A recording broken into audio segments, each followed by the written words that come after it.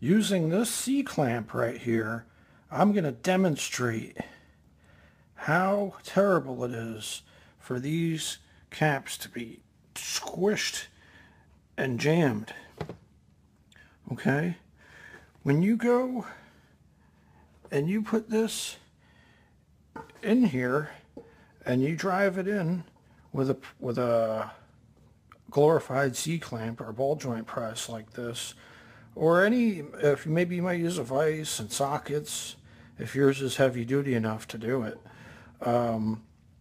You know, you go ahead, you put your cap partially in, you put your cross in there, you get the other one, you push them in, and then, so you got your cap on one, or your snap ring on one side, you push it in till it butts up against there, you push the other one in, and then you think, okay, well, if the snap ring fits, great, I'm done. No, it's jammed. The amount of friction in these bores that interacts with these caps makes it, you know how difficult it is to get it to go. That amount of force causes it, once you put it in there, it causes it to be jammed. And you might think, well, no, I'm not going to kill it. I'm going to use a wrench on this, and I'm going to just get it till it's seated. That's probably too much.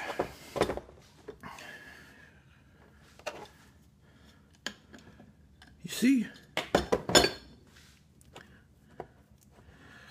this right here is what's called axial play. If you go to Weber Auto YouTube channel, there's a guy on there. Man, he will blow your mind. He's going to teach you things about U-joints and drive shafts that you never knew. And you think, oh, I've been doing this for 30 years. I know everything there is to know. No, you don't. You need to go watch. This would be axial play. It would be too much. Then obviously you want these fully seated. Oh, there's another channel, 65 Ford. That's the only other one that I've seen that talks about this.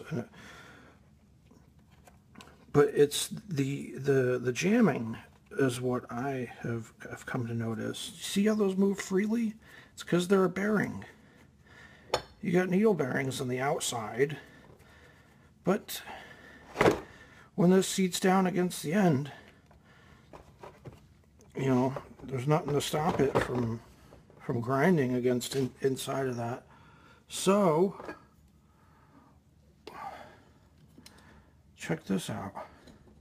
I'll put this C-clamp on here, and I'm not using a whole lot of force. See, these are fully seated. They're on there. They don't need to be driven any further. Okay. I mean, that's it. I'm gonna apply a little bit, really not much. That's enough for it to be, that's too hard to move. Okay, and that's just a little bit. I'm just gonna, the tiniest bit. I'm gonna go ahead and I'm gonna wrench on this a little more. Okay, see, I'm using my fingers. Okay. It's freaking frozen. Oh, there, now it's moving. That's gonna cause you vibrations. That's freaking jammed. Okay, it doesn't take much.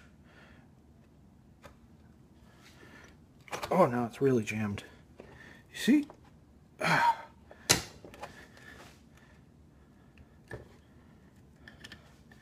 So it's important that this is in there, but it's not jammed. Same thing with the wheel bearings on your front wheels. On some of you guys that have trucks that have that wavy washer that goes on there, and the cotter pin, and it just held on. Your entire wheel is basically held on by one nut. Yeah, you know how you're supposed to tighten it and get it seated and then back it off a little bit? Well, that's the same thing.